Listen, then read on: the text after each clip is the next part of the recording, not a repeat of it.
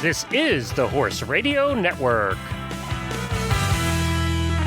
This is episode 783 of Horse Tip Daily.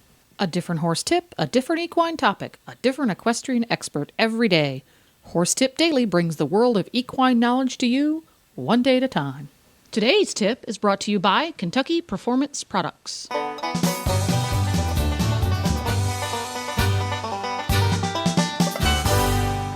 Greetings, horse people. Coach Jen here, and thanks for tuning in to Horse Tip Daily. Today's tip is an excerpt from the Horse.com's weekly horse health report on the Horses in the Morning Show, episode number 638. The Horse.com's digital editor Michelle Anderson and Dr. Jones join the Hit 'em crew to take the mystery out of false pregnancies in mares. And we'll get right to that after this informative nutritional minute from Kentucky Performance Products. This Nutrition Minute is brought to you by Kentucky Performance Products, the company that simplifies your search for research-proven nutritional supplements at kppusa.com. Did you know that easy keepers and horses on restricted diets are often at risk for vitamin and mineral deficiencies?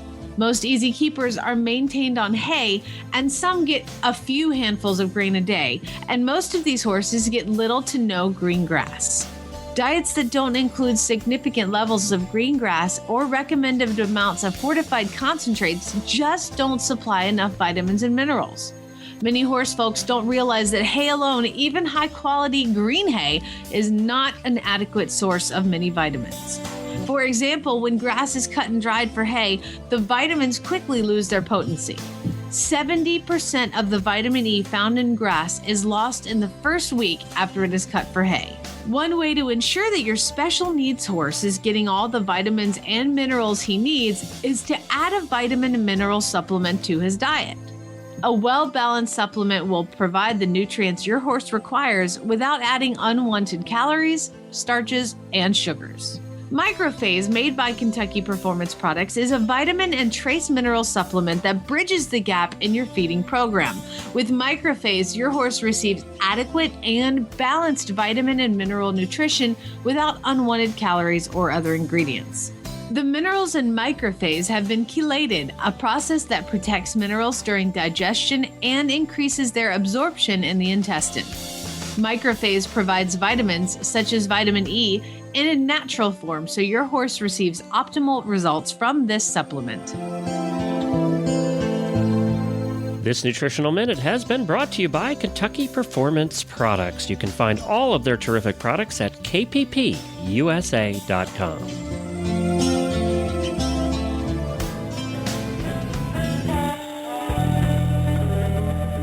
That's right. It's time for the weekly horse health report. With thehorse.com, we have Michelle Anderson, who is the digital editor, who is here to save me today. Good morning, Glenn. No, you dug a hole for yourself on that one.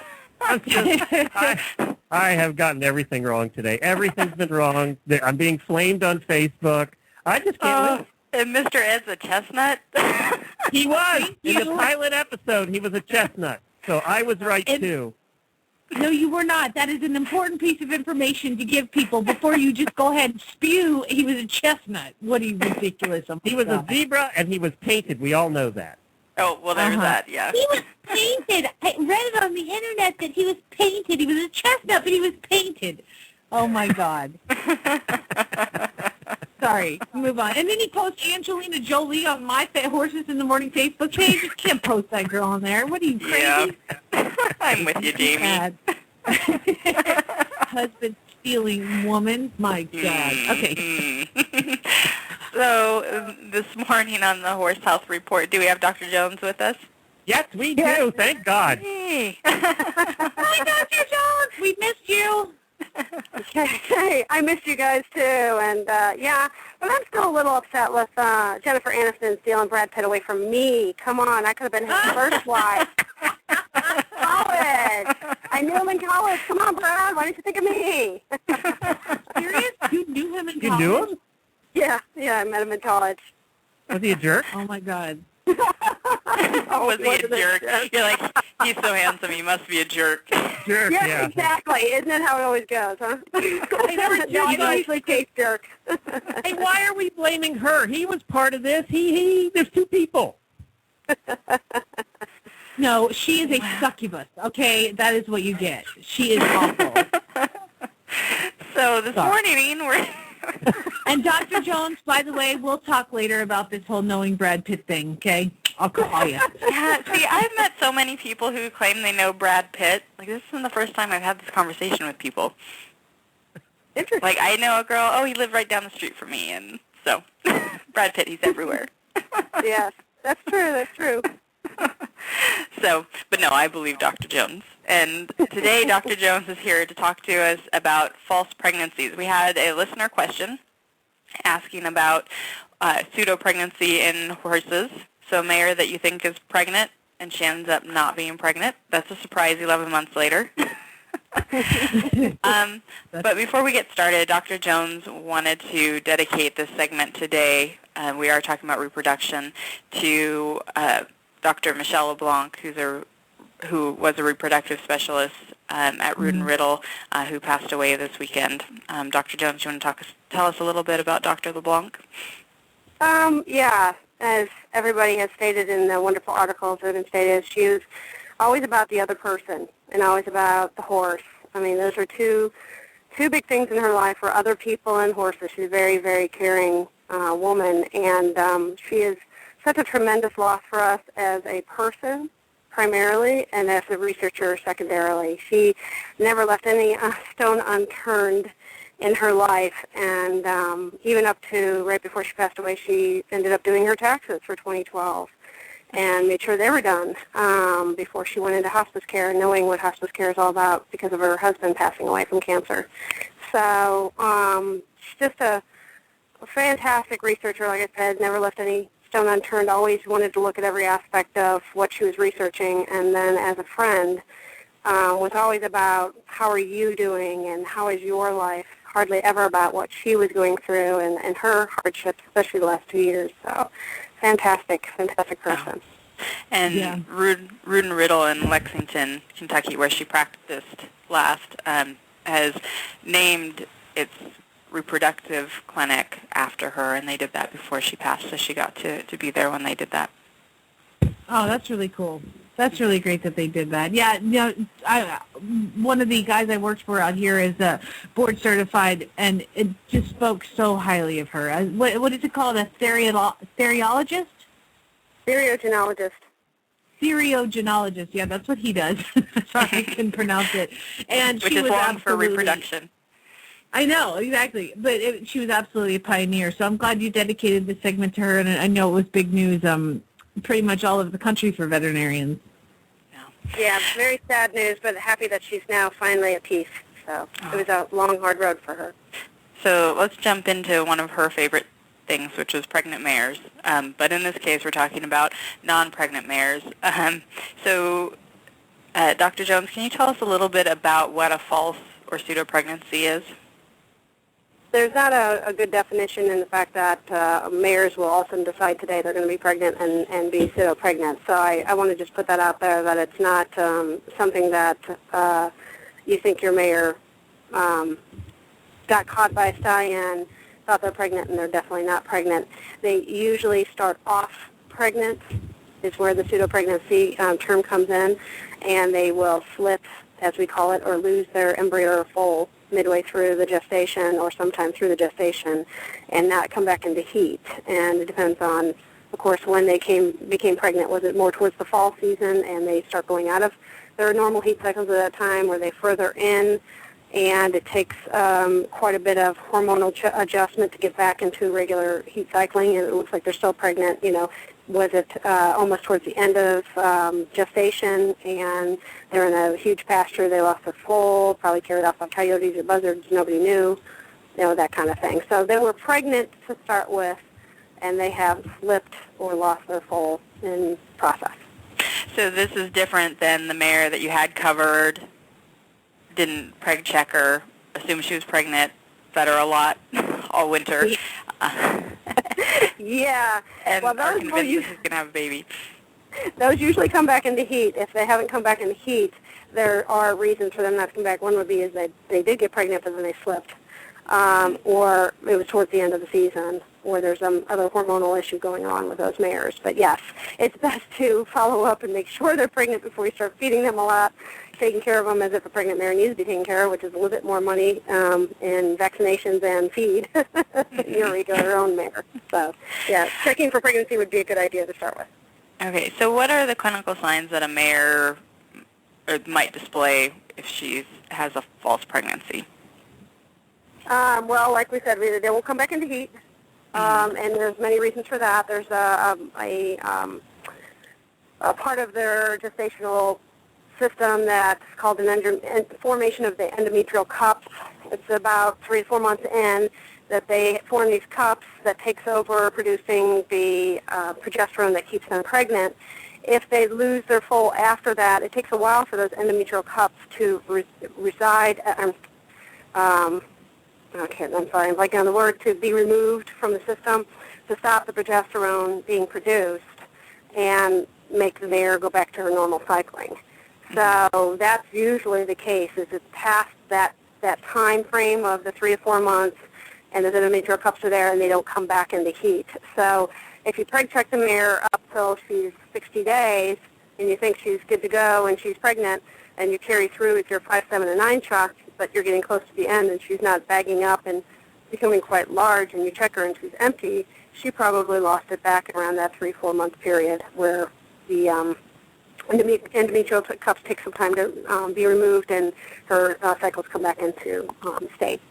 Okay, and so mares towards the end of gestation are rather large, and often you can see hooves poking out of her belly, or sometimes it looks like the foal is galloping inside there. I feel her pain. Mine gallops all the time. Oh my God. So that's pretty obvious when you see, a hoof sticking out, your mare, the side of her, you can tell there's a hoof inside there poking her. What does a pseudo-pregnant mare look like? Does she look like she is actually in foal? Does she have that much weight that she's added, or is it one of those things where a horse owner might just question themselves and say, well, maybe she seems to be pregnant, but she doesn't look pregnant? Yeah, the calls I get are they recently purchased, and they're not sure because she's extremely, extremely heavy. And it looks like it's really bottom heavy, meaning a big hay belly and then some. And those are the ones we'll check to see if they are pregnant or not. You may not see movement. And some of the clients aren't savvy enough in the fact that they've never had a pregnant mare before and they don't know what to look for movement. And they may not see movement. I just did a very large warm blood the other day that they purchased. They got it actually from a rescue facility. And their trainer was the one that said, you might want to get her preg checked, just because they'd been working her and she kept holding this hay belly, and she was a young enough mare that she shouldn't continue to hold hay belly. She should get a little more fit. And she was pregnant, but she's extremely large, and it's very hard to see any movement on an extremely large mare. So they weren't seeing any full movement either. And she just foaled the other day and perfectly happy, healthy foal, and everything's going well for her. Well, now, I've been around mares who will let down milk even though they aren't pregnant and they don't have a foal and they aren't necessarily around foals. Is that part of this whole process? No, or that's something completely different. Yeah, that's something completely different. Mares who are rebred every year can stream milk from year to year. They won't be a heavy bag like they would be when they are foaling and in their first few months. And as we all know, the foals get the best benefit from the mare in the first 4 to 6 months. After that, the milk really wanes in its abilities to provide good nourishment to the foal, and that's about the time we wean them anyway. So the bag gets a little smaller and smaller over time, that it doesn't produce a whole lot of milk. So what you're seeing coming out is probably more of a milky white secretion rather than a solid white milk secretion. And it's still white, and it still concerns people because they think that their mare is producing milk, and it's either a remnant or a factor of secretions that come from the teat gland, the mammary gland, where it will be a milky white or a cloudy look to the stream that you can milk out of there. I've had mares that have never been pregnant have a little bit of a cloudy discharge. As long as it's not hot and swollen and there's pus coming out from mastitis, which is not that common in horses, it's okay. We see it off and on in mares that are pregnant, have been pregnant, never been pregnant. So it's completely different from a pseudo-pregnancy. Okay. And so we've mentioned preg checking, and that would be pregnancy checking a mare. Can you explain a little bit how that is done? Is it, humans, we have, pee tests and blood tests. How do we do it in horses? In the horses, I think we might have discussed this before, or maybe if the other person's been on. You do the rectal exam, and it's usually done with an ultrasound. They can do it as early as day 10, 11. Most of them are done around day 14, 15, to see the first embryo and make sure there's not twins, because mares don't really carry twins to full term, less than 1% do. And then there are periodic checks thereafter, usually about 25 days to 35 days, another one around 45 days, another one at 65 days. This is the usual standard practice of ultrasounding a mare for pregnancy. After that, if there is concern or this mare has had placentitis, which would be an infection of the placenta, or had problems with her mares in the past, or it's a very high-dollar baby coming out, they can do transabdominal ultrasounds to check the heart rate of the baby and make sure that the fluid of the mare looks good, that of the uterus looks good. And you can also do a fluid check of the placenta via rectum as well, and a cervical star thickening test to see what the thickness is at the cervical star, which is where the cervix joins the placenta, and see what if there's an infection going on there that way too. So transabdominal late in gestation or late in pregnancy, rectal exams via ultrasound early in pregnancy, and then late for infectious issues. Okay, so it seems like pseudo-pregnancies usually go one of two ways. A horse owner starts suspecting that the horse isn't pregnant for whatever reason, although she's showing signs of being pregnant, or the owner goes the other way and is convinced she's pregnant, even though she isn't. So if you're going down the route of suspecting that your mare isn't actually pregnant, what should you do? How do you follow up with this with your vet? Well, the veterinarian can do simply a rectal exam. They don't have to have the ultrasound out there the first time. So if they're sharing an ultrasound within a group practice, they can put their arm in and see if they feel an enlarged uterus with a foal in it, especially if they're 3 months or past. You can usually feel the fetus in there unless they're a very large mare. I have a very short arm, so sometimes I have to come back a little later. But or they can do an ultrasound exam and see if they can pick up on a foal at that time. They can do a transabdominal one as well and see if they can pick up a foal and a heartbeat. So that would be the number one thing to test for. Progesterone levels you can always do in the blood. That doesn't confirm pregnancy, but it does help you determine if the pregnancy is going along at a good pace, because some horses don't produce enough progesterone to keep the pregnancy going. So you can do a blood test for progesterone, but I would not rely on that for a pregnancy test. Okay. And so we go the other direction, and we're waiting for the mare to foal, and she hasn't foaled, and she hasn't foaled. And there are other reasons a mare may not foal near her due date, but when do we start getting where it's risky and we should definitely have her checked out if we think there's a foal in there?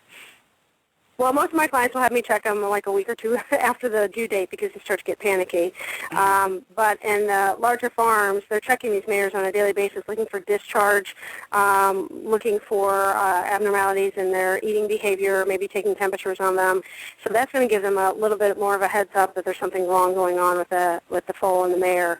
And those are put into a high-risk area or a full watch area, or they're being tested with an ultrasound on a weekly basis to make sure that everything's going just right. But discharge is our first number one thing we'll see from a mare, that there is a problem going on. You'll see some material coming out the vulva that is abnormal, such as a pus or a stringy yellow thick discharge from their vulva. And a lot of times it's hard to determine it because the tail does sweep it away. So it'd have to be a regular check a couple times a day that you do on these mares to make sure that everything is going just right. You can also have your veterinarian ultrasound them at that point. They can go up to a year to take to foal out. Some mares have done that and everything's perfectly fine. As we said, some of those mares just needed to cook the baby a little bit longer. But those are a couple things you can start doing for your mare when it gets close to the end. Transabdominals are done right close to the due date to make sure everything's going the right way if you're at all nervous or concerned. Okay. So if you're getting if you're having these checks done, you're probably going to find out pretty early on that she's not actually carrying a foal. Absolutely. So it boils down to rectal ultrasounds or some sort of ultrasound or transabdominal on your mare would help you know that you've got a pre-mare or you don't. Okay.